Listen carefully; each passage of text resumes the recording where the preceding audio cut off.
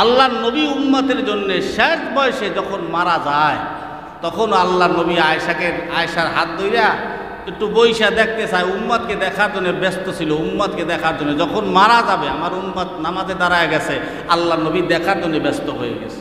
শেষকালেও নবী একটু উম্মতকে দেখা যায়। একদিন হঠাৎ করে আল্লাহর নবী হারায় গেছে। 3 দিন পর্যন্ত আল্লাহর নবীর কোনো খবর নাই। আবু বকর খোঁজে, ওমর খোঁজে, ওসমান খোঁজে, আলী খোঁজে, নবীর কোনো খবর নাই। হঠাৎ ওমর রাদিয়াল্লাহু তাআলা আনহু তরবারি হাতে নিয়া মক্কার কাফেরদেরকে জানায় দিলেন, যদি আমার নবীর কিছু হয় তাহলে আমি ওমরের তরবারির হাত থেকে কোনো কাফের বেঈমান, কোনো মুশরিক রেহাই পাবে না। তা ওমরের রাগ ছিল বেশি। ওমরের এই কথা শোনার পরে যেই ওমরের নাম শুনলে যেই রাস্তা দিয়ে ওমর যাইতো, ওই রাস্তা দিয়ে ইবলিস শয়তানও 40 দিনে যাইতো না। শোনেন না, বিভিন্ন হুজুররা বলে এই ওমর যখন বলে, এই ওমর আল্লাহ নবীর মাথা আনতে গিয়ে কালিমার তরবারের তলে মাথা ঝুঁকাইয়া দিস। এই ওমর ডাক দিয়ে কয়, যদি আমার নবীর কিছু হয় তাহলে কোনো একটা মুশরিকের কল্লা আমি ওমরের তরবারির থেকে বাইরে যাবে না। এই কথা যখন বললেন ওরাও চিন্তায় পড়ে গেল, আল্লাহ নবীর যদি কিছু হইয়া যায় তাহলে ওমর আমাকে ছাড়বে না। এই সবাই খোঁজাখুঁজি আরম্ভ করল। এক পর্যায়ে খুঁজতে খুঁজতে এক রাখাল দেখে যে মাঠের ভিতরে এক রাখাল উট চড়াইতেছে। ওই রাখালকে গিয়ে জিজ্ঞেস করছে, তুমি কি একজন লোককে দেখছো? বলে, না, আমি কোনো লোক টোক দেখি নাই। বলে, কাউরে দেখো নাই? বলে, না। এই কথা বলার পরে তা ওনারা চলে আসতে যে হঠাৎ করে ওই লোকটা বলে, ভাই তোমরা কাকে খোঁজো তা তো আর আমি জানি না, তবে এই গুহার ভিতরে একজন লোক আছে যিনি সারা দিন কিছু সময় এমনভাবে কান্দে, তার কান্নার কারণে আমার এই উটগুলাও ঘাসে মুখ লাগায় না, উটের বাচ্চাগুলা দুধে মুখ লাগায় না। ভাই এই লোকটাকে একটু আপনারা নিয়ে যান। এই কথা বলার পরে আবু বকর ডাক দিয়া গা, ওমর এই যে কান্নাকাটি করে এই লোক আর কেউ না, আমাদের দয়ার নবী ছাড়া আর কেউ হইতে পারে না। দৌড়ে গেলেন, গিয়া দেখে আল্লাহর নবী সেজদায় বইরা কান্দে। উম্মত, তোমার আমার জন্য এই নবী কান্দে ওখানে বইসা, যে আমার উম্মতের কি হবে? আবু বকর গিয়া বললেন, ইয়া রাসূলুল্লাহ মাথা জাগান। কিন্তু আল্লাহর নবী মাথা জাগায় না। আবু বকর আওয়াজ দিয়া কয়, ও নবী গো, মাথা খানা জাগান। কিন্তু মাথা জাগায় না। আল্লাহর পয়গম্বরের সাহাবী আবু বকর বুইজা পালাইছে, উম্মতের জন্য আল্লাহর নবী কান্না করতেছে, উম্মতের জন্য আল্লাহর নবী মাথা জাগায় না।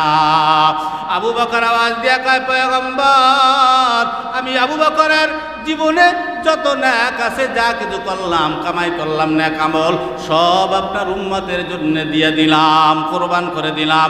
আল্লাহর নবী মাথা জাগায় না। ওমর আওয়াজ দিয়া কয়, ও পয়গম্বর, আমি সেই ওমর, যে ওমর আপনার মাথা আনতে গিয়া আমি ওমর কালিমা রশি গলায় লাগাইলাম, ওই ওমর আমি বললাম আমার জীবনে যত নেক আমল আমি করলাম, সমস্ত নেক আমল আপনার উম্মতের জন্য আমি কোরবানি করিয়া দিলাম। আল্লাহর নবী তারপরেও মাথা জাগায় না। আলীর বোঝা কামসার আলী বুইজা পালাইছে। আমি যেখানে আবু বকরের কথায় মাথা জাগায় নাই, ওমরের কথায় মাথা জাগাইল না, আমি আলীর কথায় আল্লাহর নবী কোনোদিনও মাথা জাগাবে না। আলী বুইজা পালাইছে, এখানে ফাতিমা ছাড়া আল্লাহর নবীর মাথা জাগানো যাবে না। দৌড়ায় গেলেন আলী রাদিয়াল্লাহু তাআলা আনহু ফাতিমার কাছে, ও ফাতিমা, আল্লাহর পয়গম্বর তোমার আব্বাজান সেজদায় পড়ছে, আর মাথা জাগায় না, চলো, অবস্থা বেশি ভালো না। 3 দিন হয়ে গেল, তোমার বাবার কোনো খবর নাই। আজকে পাইলাম, তাও আবু বকর তার নেক দিয়া দিল, ওমর তার জীবনের নেক দিয়া দিল, উম্মতের জন্য কোরবানি করিয়া দিল, তারপরেও মাথা জাগায় না। তুমি চলো, তুমি গেলে মনে হয় মাথা জাগাবে। ফাতিমা রাদিয়াল্লাহু তাআলা আনহা উনি দৌড়ে গেলেন। উনি যাওয়ার পর তারপরেও মাথা জাগায় না। আলীর নেক দিয়া দিল, ফাতিমার নেক দিয়া দিল, মাথা জাগায় না। শেষমেশ ফাতিমা বুইজা পালাইছে। ফাতিমা আওয়াজ দিয়ে, আব্বা জান, আমার 2টা সন্তান হাসান আর হুসাইন, এই 2টা সন্তানকে বাবা জান তোমার উম্মতের জন্য কোরবানি করিয়া দিলাম। সুবহানাল্লাহ। এরপরে আল্লাহ নবী মাথা জাগায়, ও মুসলমান, এই নবীর আদর্শে আদর্শবান হইতে বলছে আমাদেরকে, কিন্তু আমাদের আদর্শ হলো অন্য আদর্শ। আমরা দুই চারটা ইংলিশ বলতে পারলেই মনে হয় যে শিক্ষিত হয়ে গেলাম আমরা। অথচ তুমি যে নামাজ পড়তে পারো না, তুমি যে সূরা পড়তে পারো না, আজকে তোমার 70 বছর বয়স, 60 বছর বয়স, এখনো পর্যন্ত সূরা ফাতিহাটা তুমি সহি শুদ্ধভাবে বলতে পারলা না।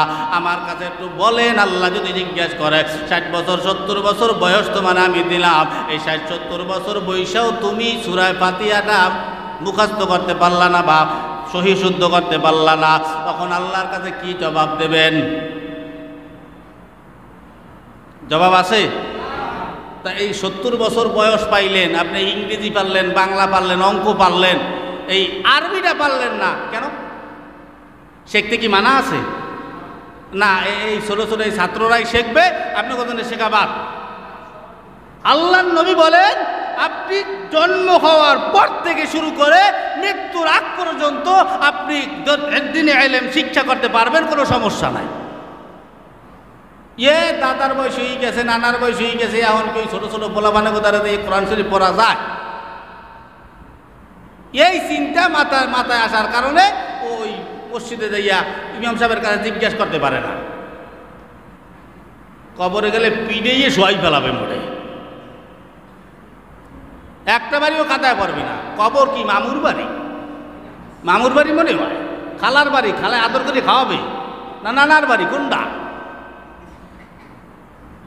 মরা লাগবে, এটা চিন্তা করে। সাদা কালা চুলটা সাদা হয়ে গেছে, আপনার শরীরের টাইট চামড়াটা আজকে ধোত্রা দিয়ে গেছে, কিছু করার নাই। ওই নবীর জন্য কি করছেন আপনি? নবীর কয়টা সুন্নাত আপনি মানেন? সকাল থেকে সন্ধ্যা পর্যন্ত, রাত্রে শুয়ে শুয়ে আপনি একটু চিন্তা করেন, আপনি সকাল থেকে সন্ধ্যা পর্যন্ত কয়টা নেকের কাজ করছেন বা কয়টা নবীর সুন্নাত আপনি মানছেন? আপনার পায়ের ভিতরে নবীর সুন্নাত নাই, আপনার পরনে নবীর সুন্নাত নাই, আপনার চেহারায় নবীর সুন্নাত নাই, মাথায় নবীর সুন্নাত নাই, আপনার জীবনে নবীর সুন্নাত নাই। ওই নবী আপনাকে কি বইলে সুপারিশ করবে? কি বলবে? কত রকম বিপদ আমাদের মাথায়। আল্লাহর নবীর উপরে যদি কেউ একবার দরুদ শরীফ পড়ে, আল্লাহ পাক তার উপরে 10টা রহমত নাজিল করেন। কয়টা রহমত? 10টা রহমত। কি বোঝেন? খালি সারা জীবন শুই নাই গেলেন হুজুরদের জবান দিয়া, আল্লাহ 10টা রহমত দেয়, একবার দরুদ পড়লে রহমত কি তাই তো জানি না। কি রহমত বুঝেন নাই? এই যে চোখ দিয়ে দেখতেছেন না, এটা আল্লাহর রহমত। এই যে কথা বলতেছি আল্লাহর রহমত, এই যে হাত লড়াইতেছি আল্লাহর রহমত, এই যে কতগুলো দেখেন, এই এক রহমত, এই এক রহমত, এই এক রহমতের ভিতরে কোটি কোটি কোটি কোটি তার আছে, সব আল্লাহর রহমত। আপনার পুরো অঙ্গের ভিতরে কোটি কোটি রহমত আছে, যেগুলো আল্লাহর রহমতে চলে, আর কিছু না, আল্লাহর দয়ায়, আল্লাহর দয়ায় চলে। তো সে আল্লাহর জন্য আপনি কি করছেন? কতটুকুন করছেন? আল্লাহকে পাইতে হলে আল্লাহর নবীকে মহব্বত করতে হবে। আল্লাহর নবী এখন নাই, কারে মহব্বত করব আমরা? আল্লাহর নবী বলেন, ইন্নাল উলামা ওয়ারাসাতুল আম্বিয়া, উলামায়ে কেরামকে মহব্বত করতে হবে। এই উলামায়ে কেরাম হলো নবীর ওয়ারিস। এই উলামায়ে কেরামের চেহারা দিয়ে তাকাইলে আল্লাহ কয়, ওর জীবনের সগীরা গুনাহগুলো আমি আল্লাহ মাফ করে দেই। এই যে কোরআনের হাফেজগুলা দেখতে পান, এক একটা কোরআনের হাফেজের দাম কত জানো? বলে একটা কোরআনের হাফেজ রাস্তা দিয়ে হাইটা গেলে যতগুলা কবর আছে, প্রতিটা কবরের আযাবকে আল্লাহ তাআলা 40 দিনের জন্য মাফ করিয়া দেয়। ও মুসলমান, কবর অন্ধকার জায়গা, ওই কবরে যাইতে হবে আমার জীবনকে সাজাইয়া। জীবন কেমনে সাজাবো? অনেকে ডাক দিয়ে অনেকে রাস্তাঘাটে আলোচনা করে, কেউ নামাজ পড়ে আবার সুদ খায়, কেউ নামাজ পড়ে ঘুষ খায়, কেউ নামাজ পড়ে হারাম কাজ করে। এগুলা কয় কারা? কয় যারা নামাজ পড়ে না তারা। কয় হুজুর নামাজ পড়িয়ে দেই সুদ খায়, নামাজ পড়িয়ে দেই ঘুষ খায়, দেখা যাচ্ছে আমরা ভালো আছি না, ও বলে ভালো আছে। ও নামাজই পড়ে না, ও বলে ভালো আছে। আর একদল আওয়াজ দিয়া কয় নামাজ পড়িয়ে জান্নাতে যাওয়া যাইবে, কোথায় আছে যে নামাজ পড়িয়ে কি জান্নাত পাওয়া যাইবে? এই কথার দোকানদারে চার দোকানে বিয়ে আলোচনা করে। তা নামাজ পড়িয়ে জান্নাত পাওয়া যাইবে না, তাই কি করিয়া জান্নাত পাওয়া যাইবে? সুদ খাইয়া, ঘুষ খাইয়া, লুচ্ছামি করিয়া, লম্পটি করিয়া, রাজনীতি করিয়া? কি করিয়া পাওয়া যাবে? ওরে ডাইরেক্ট প্রশ্ন করবেন যে নামাজ পড়িয়ে জান্নাত পাওয়া যাইবে না, বুঝলাম, তাই কি করিয়া জান্নাত পাবি? অথচ আল্লাহ কয় যারা নামাজ পড়ে আমি আল্লাহ তাদের জন্য বালাখানা তৈরি করি জান্নাতের ভিতরে। কন্যা সুবহানাল্লাহ। আর কি করলে তৈরি করে? এরপর আর কি প্রমাণ দেবে আল্লাহ তোমারে? নামাজ পড়েই কি জান্নাতে যাওয়া যাইবে? তা কি পড়িয়ে যাওয়া যাইবে? নামাজ পড়েই জান্নাতে যাইতে হইবে। যত মানুষ জান্নাতে যাইতে সাহাবীরা নবীরা এরা কি নামাজ সারা ছিল? হ্যাঁ, এরা মনে হয় নামাজ পড়ে নাই, এইরকম বুঝাইতে আসে। আসেন নবীর উপরে মোহাব্বত তৈরি করেন, নবীকে মোহাব্বত করেন। নবী নাই, প্রতিদিন রাত্রিবেলা ঘুমানোর সময় নবীর উপরে কিছু দরুদ পড়েন। মুসলমান নবীর উপরে দরুদ পড়লে কি হয়? নবীর নামটা পাইছেন, দুইটা চুম্বন করেন। একটা গাছের নিচে দাঁড়াইছেন, কালিমায়ে তৈয়্যিবা পড়িয়া ফেলান, ওই গাছ আপনার জন্য সাক্ষী হয়ে যাবে। একটা পাথর ধরছেন, পাথর দইরা কালিমা পইরা ফেলান, ওই পাথর আপনাকে কাল কিয়ামতের ময়দানে সাক্ষী দেবে। সুইনালন মুসা পয়গম্বরের জামানায় এক আল্লাহর পাগল, উনি মারা গেলেন, কোনো ভালো কাম তিনি করেন নাই, নামাজ কালাম পড়েন নাই। ভালো কাম না করার কারণে, খারাপ কাম করার কারণে, মারা যাওয়ার কারণে এলাকার মানুষেরা মিল্লা তার জানাজার নামাজ পড়েন নাই, মুসা নবীও পড়ে নাই। ওনাকে জঙ্গলের ভিতরে নিয়ে পালায় দিয়ে আসছে।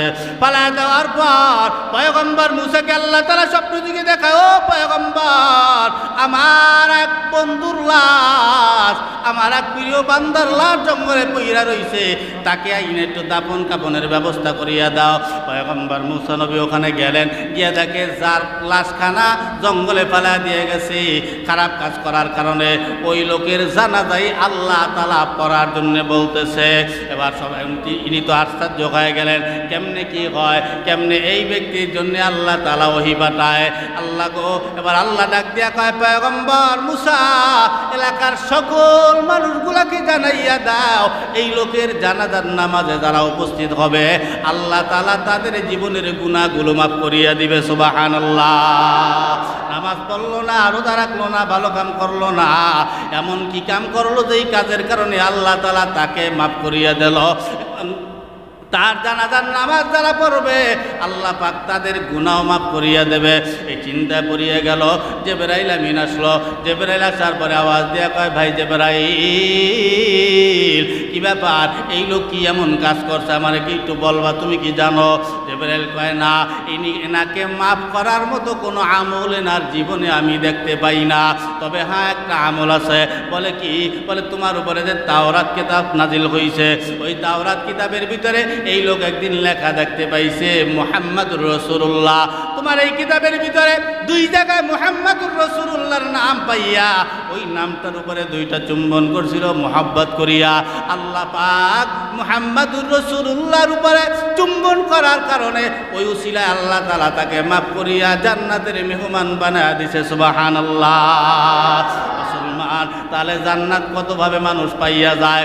এই লোক নামাজ কালাম পড়লো না, শুধু নবীর উপরে দরুদ, নবীর নামের উপরে চুম্বন করলো। আমরা কি নবীর নাম তো পড়ি না, নবীর নাম জিজ্ঞেস করলে অনেকে জানেই না। কি কথা কন না? স্কুলের ছেলে জিজ্ঞে আমাকে নবীর নাম কি? কয় আব্দুল কাদের জেলানি। কি কয়? আব্দুল কাদের জেলানি বলে। আর থাবরাই দাঁত পালাই দিতে হয় না? তুই এই পড়ালেখা করছো, এই স্কুলে ইসলাম শিক্ষা পড়ায় না? নবীর নাম কি? কয় আব্দুল কাদের জেলানি। কি শেখছো কি জীবনে?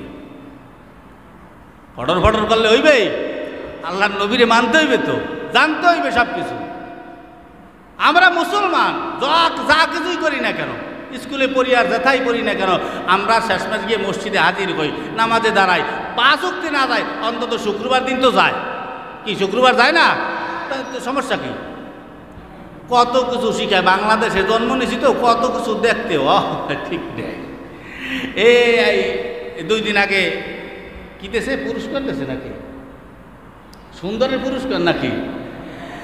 মানুষের রুচিবোধ কোথায় গিয়ে পৌঁছেছে আল্লাহ জানে। একটা লোক নাম কি ইয়ার্ডলফ, আর একটু ভালো করে লক্ষ্য করবেন, ও চেহারায় মেকআপ করে। আল্লাহ যে বুরু দেশে, এই বুরু ফেলাক করে, নাক দিয়ে পরে হি হইল না তো কি কই বরিশালের ভাষা। নাক দিয়ে পরে কি, নাক দিয়ে ওই হাত পড়তে থাকে যখন করে মেকআপ করে, এগুলো উঠেই ফেলায়। আল্লাহর দেওয়া জিনিস, আল্লাহর দেওয়া সৌন্দর্য, আরে দেখলে আমার বমি আসে। একালে সত্য কথা যেটা কইলাম। মানুষ হিসেবে আমি তাকে ঘৃণা করি না, কিন্তু আল্লাহর দেওয়া চেহারাটাকে বিকৃত করিয়া যেখানে মেকআপ করে আর দেখলে বমি এসে খাইতে পাওয়া যায় না, চোখ কালারিং করে, আবার মাইয়াকে মতো কাজল পরে, আবার মাইয়াকে পিছ পিছ ঘুরিয়ে বেড়ায়, উতলা শরীর লইয়া হে বলে সুদর্শন পুরুষ, তার বডির নেই ঠিক, প্যাডের নাই ঠিক, ও সুদর্শন হয় কেমন আমার বুঝে ধরে না। কিছু মাইয়া আছে টিকটকার, এ নিজের পাশা এ মানুষের দেখাইতে লজ্জা লাগে না, কথা কয় না। মেয়ে কইবেন হুজুরটা কি কথা কইতে হবে তো, না করলে বুঝবেন কেমন ম্যামে না। আমারে একটু সিরা লুঙ্গি বললে হেই আমার লজ্জা লাগে, আমার আডুর পর্যন্ত মাইয়ের সামনে দিয়ে হাঁটতে আমার লজ্জা লাগে, আমার বিবির সামনে আমার পুরো জামা খুলতে আমার লজ্জা লাগে, গেঞ্জি গায়ে থাকে। এরা পাশা দেখায়, এহিনটে দেখায়, অইনটে দেখায়, পায়জামা পরে সিরা, এইখানটে সিরা, রানে সিরা, আডুতে সিরা, কে খয়রাতি তুই খয়রাতি এগুলো করা লাগবে কে?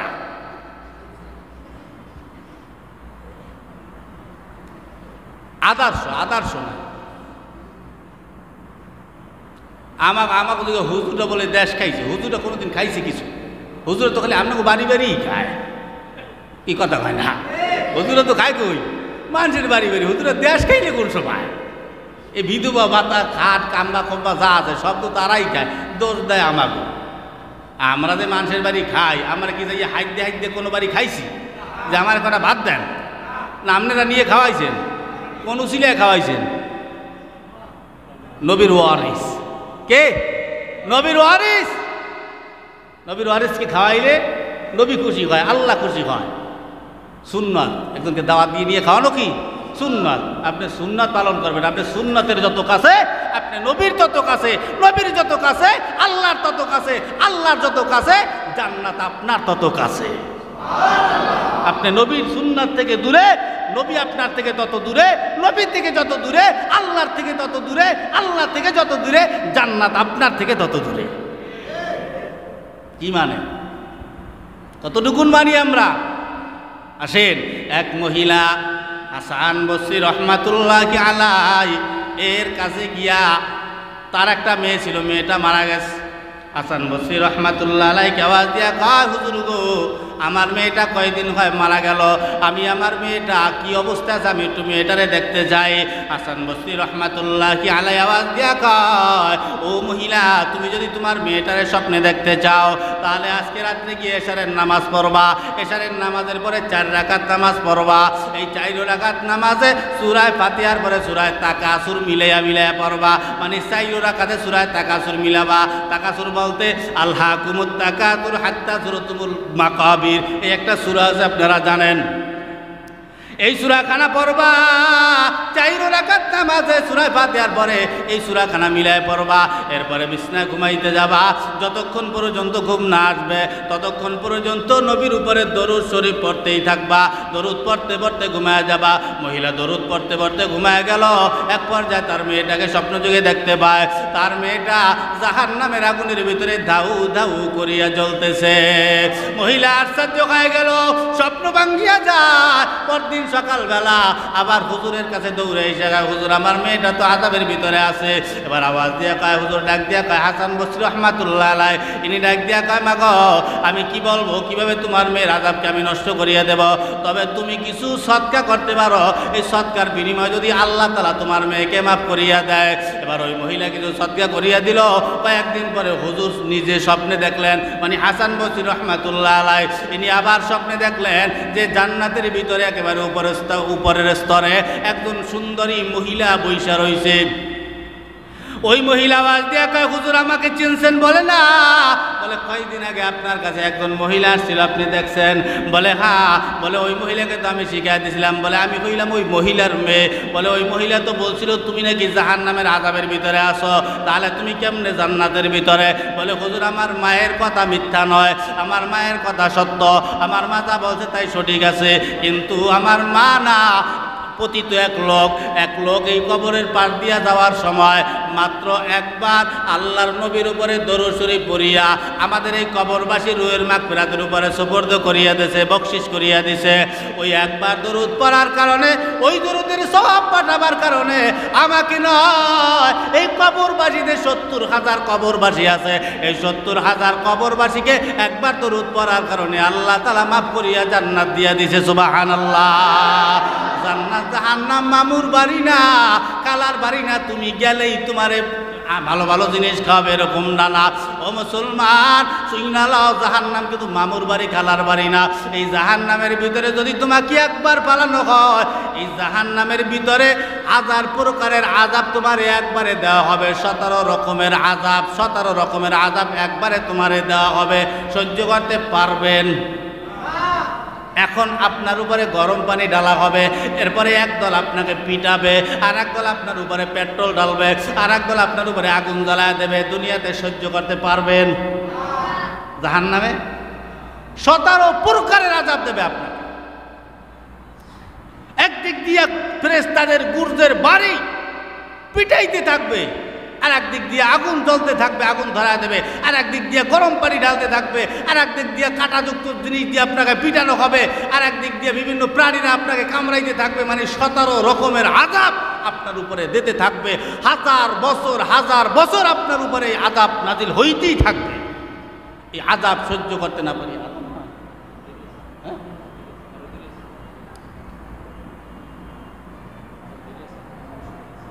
ওদিকে আযান হয় নাকি?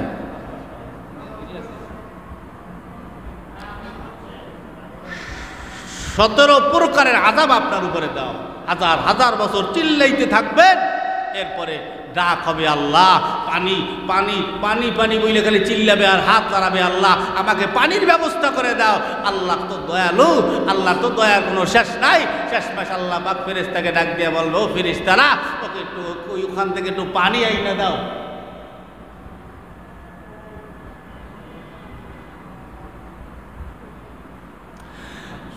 আল্লাহ আল্লাহ দয়ালু তো, এই কারণে আল্লাহ কয় ফেরেশতারা ওই জাহান্নাম ওই ওখান থেকে কিছু গরম পানি, রক্ত পুজ গলিত পানিগুলা, গরম পানি, ওই গরম পানিগুলা জাহান্নাম থেকে বালতি বইরা, ব্যাগ বইরা বইরা ফেরেশতারা নিয়ে আইসা আপনাকে খাওয়াবে। বলে হাদিস শরীফের ভিতরে বলে, ওই জাহান্নাম থেকে যখন গরম পানিটা আপনার জন্য নিয়ে আসা হবে, কয়েক মাইল দূর থেকে আপনার ওই গরম পানির তাপ আপনার কলিজা পর্যন্ত গিয়া লাগবে, কলিজা পর্যন্ত গিয়া লাগবে।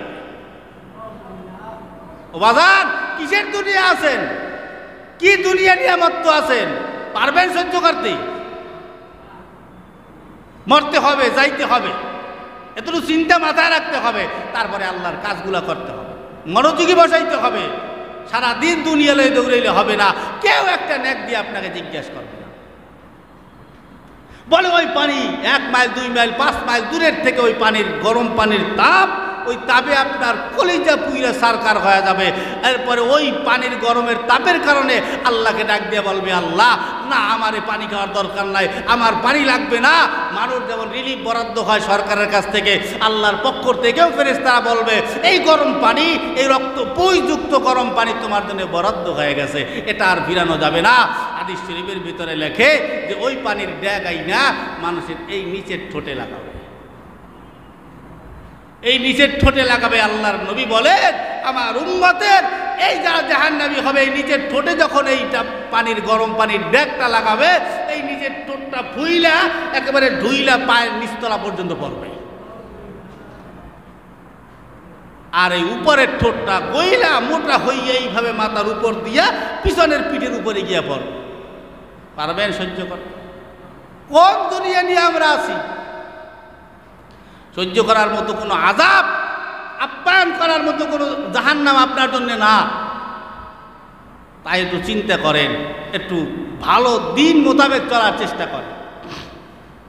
আল্লাহর নবীর উপরে এই দরুদগুলো পড়লে কাল কিয়ামতের ময়দানে আল্লাহর নবী মিজানে দৌড়াবে, পুলসিরাতে দৌড়াবে, এখানে দৌড়াবে, বিভিন্ন জায়গায় আল্লাহর নবী দৌড়ায়। শেষমেশ দেখে যদি উম্মতকে না বাঁচাইতে পারে, তখন আল্লাহর নবী বলবেন, আমার উম্মতেরা আমার উপরে কে কতবার দরুদ পড়ছে, ওই দরুদের সওয়াবগুলোর মাধ্যমে বিনিময় আল্লাহ পাক ওই উম্মতদেরকে মাফ করিয়ে দেবে।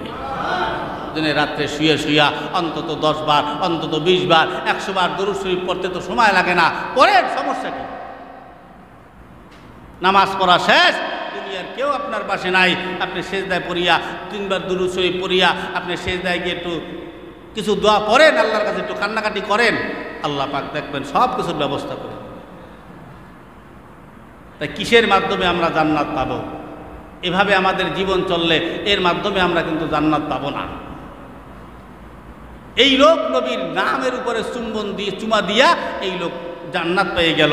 এই মহিলা এক লোক, পতিত এক লোক দুরূদ পড়ছে একবার, এতে 70,000 মানুষের গুনাহ আল্লাহ মাফ করিয়ে জান্নাতি বানায় দিয়েছে, শুধু একবার পড়ছে। তাহলে চিন্তা করেন, একবার যে দরুদটা পড়ছে, দরুদের মহব্বতটা কি ছিল ভিতরে। আর আপনি আর আমি তো দরুদ পড়ি, কিরম দরুদটা ঠিক ঠিকানা নাই।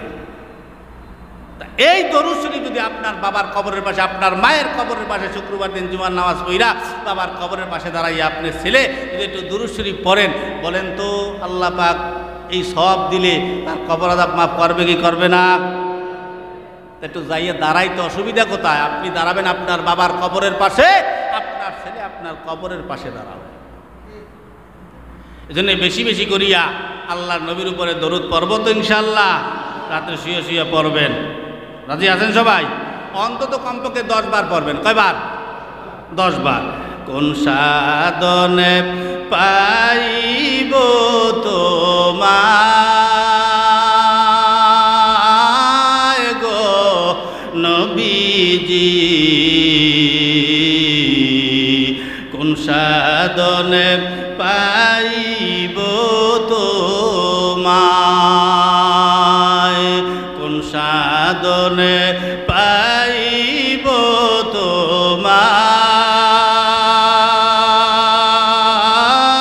গো নবীজি, কোন সাধনে পাইব তোমায়। নবী মাতৃ গর্ভে আসিয়া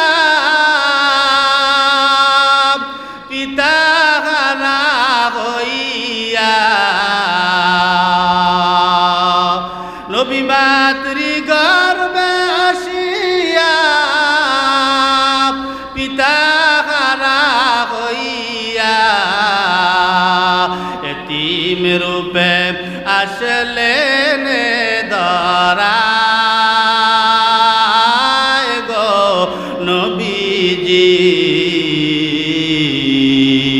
এতিম রূপে আসলেন ধরায়, কোন সাধনে পাইব তোমায় গো নবীজি, কোন সাধনে পাইব তোমায়। নবীর সকল মুজিজা দেইখা বিবি খাদিজা, নবীর সকল মুজিজা দেইখা বিবি খাদিজা, জীবন জৈবন সইবা দিলেন পায় গো নবীজি, জীবন জৈবন সইবা দিলেন পায়, কোন সাধনে পাইব তোমায় গো নবীজি, কোন সাধনে পাইব তোমায়। চিল্লা বলা যাবে কি মারহাবা? আজকে নবী যদি আমার বাইচা থাকতো, আমার নবীর কাছে গিয়া বলতাম, ও নবী গো, আমি ডিপ্রেশনের ভিতরে আছি, আমি বড় টেনশনের ভিতরে আছি। আমার বিশ্বাস আপনার আমার নবী এমন কোন দোয়া আমাদেরকে শিখাই দিত যেই দোয়ার বদৌলতে আমাদের টেনশন আর থাকতো না। আমরা সেই নবীর উম্মত, নবীকে আমরা পাইলাম না, কিন্তু যারা নবীরে পাইছিল টেনশন হইলে নবীর কাছে দৌড়ায় যাইতো, বিপদে পড়লে নবীর কাছে দৌড়ায় যাইতো, ঝামেলায় পড়লে নবীর কাছে দৌড়ায় যাইতো। মুসলমান টেনশনের ভিতরে থাকলে নবীর কাছে দৌড়ায় যাইতো, ঋণের ভিতরে থাকলে নবীর কাছে দৌড়ায় যাইতো। আমিও বলি, আমি যদি এখন আমার নবীরে পাইতাম, নবীরে পাইলে নবীকে গিয়া বলতাম, ও নবী গো, আমি ডিপ্রেশনের ভিতরে আছি, নবী আমার এমন একটা দোয়া শিখাইয়া দিত, ওই দোয়ার বদৌলতে আল্লাহ পাক আমার চিন্তা দূর করিয়া দিত। নবীরে যদি এখন আমি পাইতাম, নবীর কাছে গিয়া বলতাম, নবী গো, আমি একটু বিপদের ভিতরে আছি, নবী আমার নিশ্চয়ই কোনো পথ খুইলা দিতেন, পথ বইলা দিতেন, ওই পথ অবলম্বন করলে আমার বিপদ দূর হয়ে যাইত। নবীর গিয়া যদি বলতাম, নবী গো, এলাকায় চলা যায় না, জেনা ব্যভিচার এলাকার ভিতরে লুটতরাজ বইরা গেছে, জেনা বইরা গেছে, ছোট্ট বাচ্চাটাও নিরাপদ নাই, আল্লাহর নবী আমাদের জন্য কোনো না কোনো বিবাহের ব্যবস্থা করিয়া দিত। আল্লাহর নবীকে যদি আমরা পাইতাম, আল্লাহর নবীর কাছে গিয়ে নিজের জীবনের যত ঝামেলা আছে, যত দুশ্চিন্তা আছে, যত বিপদ আছে, ঋণ আছে, ওই নবী গো, আমি তো ঋণে আক্রান্ত হয়ে গেলাম, আল্লাহর নবী আমার এমন কোনো ব্যবস্থা করিয়া দিতেন, আমার ঋণ পরিশোধের ব্যবস্থা হয়ে যাইত। ও মুসলমান, তাই এই আদর্শগুলা মাদ্রাসার ভিতরে শিক্ষা দেওয়া হয়, আর এই মাদ্রাসা, কওমি মাদ্রাসাগুলা আপনাদের টাকা দিয়ে চলে, এই জন্যে আপনাদের কাছ থেকে কিছু টাকা পয়সা নিয়ে আমাদের এই মাদ্রাসাগুলা চালাইতে হয়। মাদ্রাসা মসজিদের দান করলে আপনারা কি এতে বেজার হন? দানে কি বেজার হন? শোনেন, বেজার হইয়া বা হরবেন ডাকি, বুঝাই কইলি তো বুঝবে না। ধরেন, 4 ব্যক্তিকে আল্লাহ বিনা হিসেবে জান্নাত দেবেন। কয় ব্যক্তি? সংক্ষেপে বলি, চাইরা দিব তো তাই। 4 ব্যক্তিকে বিনা হিসেবে জান্নাত দেবেন। হাজি, এরপরে শহীদ, এরপরে দানকারী, এরপরে আলেম। তা এই 4 জনের ভিতরে মারামারি বাজবে, এদেরকে আল্লাহ বিনা হিসেবে জান্নাত দেবেন। তা এই 4 জনের ভিতরে ঝগড়া বাজবে, কে কার আগে জান্নাতে যাবে। শহীদ, এর মর্যাদা বেশি, সবার আগে জান্নাতে যাবে। এর ভিতরে পাল্লা লাগাইয়া শহীদের শক্তি বেশি, শহীদ দৌড় মারছে, আল্লাহ পাক জিবরাইলকে পাঠাইলেন, জান্নাতের গেইটে দাঁড়াইলেন। জান্নাতের গেইটে দাঁড়াইয়া মাথাটা ধইরে ঘুরাই দিলেন, ও তুমি যাও কই? কয় আমি জান্নাতে যাই। কেডা তুমি? কয় আমি শহীদ। আমি কেডা? শহীদ উনি। তা তুমি যে শহীদ, জান্নাতে যাইতেছো, বলে আল্লাহর দিনের রাস্তায় শহীদ হইলে জান্নাত পাওয়া যাবে বিনা হিসাবে। আমি আল্লাহর দিনের রাস্তায় শহীদ হয়েছি, তাই আমি জান্নাতে যাই। আচ্ছা ঠিক আছে, এই জান্নাতে যাই যে শহীদ হইলে যে আল্লাহর জান্নাত পাওয়া যায়, শুনছো কার কাছে? বলে আলেম। কয় তাই আলেমের কাছ থেকে শুনে তুমি শহীদ হইলে, তাই আলেম তোমার কি হয়? বলে ওস্তাদ। কয় ওস্তাদের আগে জান্নাতে যাওয়াটা কি আদবি না বেয়াদবি? কয় বেয়াদবি। কয় তাই পিছনে যাও, ওস্তাদ আছে। এরপরে হাজি সাহেব দৌড় দিস, হাজি সাহেবরে ডাক দিয়ে কয়, হাজি সাহেব কই যাও? কয় জান্নাতে। কয় কে? বলে আমি ভালো হজ করছি, আল্লাহর জন্য হজ করছি, আমি হাজি হওয়ার পরে আমার দ্বারা আর কোনো অনৈতিক কোনো কাজ কারবার হয় নাই, এজন্য আমি পাক্কা হাজি, আমি এই জন্য জান্নাতে যাইতেছি। আল্লাহ ফেরেশতারা জিবরাইল ডাক দিয়ে কয়, এই যে হজ করলে জান্নাত পাওয়া যায় খালেস নিয়েইতে, শুনছো কার কাছে? কয় আলেম। আলেম কি হয়? বলে ওস্তাদ। ওস্তাদের আগে জান্নাতে যাওয়া কয় বেয়াদবি। কয় তা পিছনে যাও। ডাকলেন দানকারীকে। দানকারী আল্লাহর দিনের রাস্তায় খালেস নিয়েইতে, আল্লাহর জন্য দান করলে, গরিব দুঃখী এতিম মিসকিনকে দান করলে আল্লাহর জান্নাত পাওয়া যায়। তুমি যে জান্নাতে যাইতেছো, এই যে দান করলে জান্নাত পাওয়া যায়, কার কাছ থেকে শূন্য দান করছো? কয় আর হুজুররা। আলেমরা বলছে দিলটা নরম হয়েছে, তাই আমি কিছু টাকা দিছিলাম, ওই দান আল্লাহ কবুল করছে, আমার নিয়েছিল খালেস, ওই খালেস দিয়ে দিতে দানগুলো করছি, ওই দান আল্লাহ কবুল করছে, ওই দানের ওসিলে আমি জান্নাতে যাই। তাহলে যে আলেমের কাছ থেকে শুনছি, আলেম কি হয়? বলে ওস্তাদ। ওস্তাদের আগে জান্নাতে যাওয়া কয় বেয়াদবি। তাই পিছনে যাও। ঠেললে দিল পিছনে, বাকি দেয় কেডা? আলেম। আলেমকে ডাকলেন। এবার আলেম, তুমি সসম্মানে জান্নাতে যাও। আলেম কয় যে ভাই ইয়া আখিও জিবরাইল, ও ভাই জিবরাইল, আমি জান্নাতে যাব না। বলে কে? আল্লাহ তোমার এই সাইডে এত সুন্দর জান্নাত দিতেছে, আর তুমি জান্নাতে যাবা না, এটা কোনো কথাই নেই। এই কথা কওয়ার পরে বলে জিবরাইল, কেন যাব না? শোনো। বলে আমি যেই মাদ্রাসায় পড়ালেখা করছি, ওই মাদ্রাসা প্রথম ছিল টিনের, এলাকার জনগণ মিল্লা টাকা পয়সা দান সদ্যা মিলেই টিলেইয়া ওই টাকা দিয়ে বিল্ডিং মাদ্রাসা করছে। এরপরে আস্তে আস্তে ছাত্রছাত্রী ভরপুর হয়ে গেছে, মাদ্রাসায় বোর্ডিং খুলছে। এলাকার জনগণ কিছু কিছু মানুষ আছে, আমরা অনেক মাদ্রাসায় দেখি বা আমাদের অনেক মসজিদের মাদ্রাসার সভাপতি থাকে, এরা ঢাকা শহর বড় বড় বিল্ডার বা বড় বড় টাকাওয়ালা বিভিন্ন মানুষের কাছ থেকে, বন্ধু বান্ধবের কাছ থেকে টাকা নেয়, 1 লাখ 2 লাখ করে নিয়ে ওই মাদ্রাসার জন্য খরচ করে। বলে এই লোকগুলা বিভিন্ন জায়গার থেকে কালেকশন কইরা বিভিন্ন মানুষ এই ঘরে 10 টাকা 20 টাকা 50 টাকা 100 টাকা 500 টাকা 1000 10,000 20,000 1 লাখ 2 লাখ এরকম করিয়া দান করছে। এই মাদ্রাসা বিল্ডিং হয়েছে, ফ্যানের ব্যবস্থা হয়েছে, সুন্দর টাইলসের ব্যবস্থা হয়েছে, সুন্দর খাবারের ব্যবস্থা হয়েছে, চুলার ব্যবস্থা হয়েছে, বাবুর্চি দিয়েছে, ডাল চাউল তেল মরিচ সব এই টাকা দিয়ে করা হয়েছে। আজকে ওই দানকারী দান করার কারণে আমার মাদ্রাসার বোর্ডিং চলছে, বোর্ডিংকে ডাইল হয়েছে, ভাত হয়েছে, ওই ডাইল খাইছি ভাত খাইছি। এই যে বড় বড় আহমার শফি সাহেব দেন রহমাতুল্লাহ আলাইহি মারা গেছেন, জুনায়েদ বাবুনগরী, আল্লামা মামুনুল হক, চরমনের ফয়জুল করিম, ফজলুল করিম, রেজাউল করিম সাহেব, যা দেখেন সব আপনাদের দানের টাকার খাবার খাওয়া, ডাইল ভাত খাওয়া। এত বড় বড় মুফতি মুহাদ্দিস মাওলানা হয়, দেশ বিদেশ ঘুরে ঘুরে যে হুজুররা ওয়াজ কইরা বেড়ায়, সব আপনাদের দানের টাকার খাওয়া। এখন বলেন যার গুণ খাইলাম তার গুণ গাবো না? আমরা সেই আলেম না, সেই আদর্শ আমাদের নবী আমাদের শিক্ষা দেয় নাই। আলেম ডাক দিয়া আমি জান্নাতে যাব না, যেই দানকারীটা খাই আমি এত বড় আলেম হইলাম, বক্তা হইলাম। আজকে এই দানকারী আমরা সবাই মিলিয়ে এই দানকারীকে সবার আগে জান্নাতে যাওয়ার অনুমতি দিয়ে দিলাম। সুবহানাল্লাহ। সবার আগে কে যাইতেছে? দানকারী।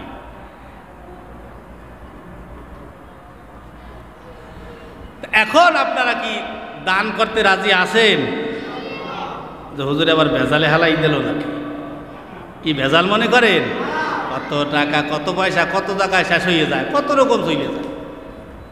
হ্যাঁ, এই যে চাঁদা দিয়ে দিয়ে খাওয়া লাগতেছে, টাকা লাগতেছে, আমার বুঝে ধরে না। আমি খাইতেছি ইমামতি করিয়া, এ হুজুরে খাইতেছি করিয়া, একজনে ভ্যানসারাই খাইতেছে, অটো চালাই খাইতেছে, তোরে আল্লাহ হাত পা হতেছে, তোর চাঁদা উঠেই খাওয়া লাগবে। খা, কি কথা কর না, ঠিক না? চাঁদা খায়, খা, আল্লাহ খাইতে দিয়েছে, খাইয়ে না পেট কাটতে আবার ফেরেশতারা বাইর করবে বাড়ির ঠেলায়, সব পেট দিয়ে বাইরেই যাবে। যাই হোক, যেহেতু দানকারী সবার আগে জান্নাতে যাবে। এই ছোট্ট ছোট্ট হাফেজগুলা দান ইফতা কিতাবের কিছু কিতাব লাগবে, এক সেট না,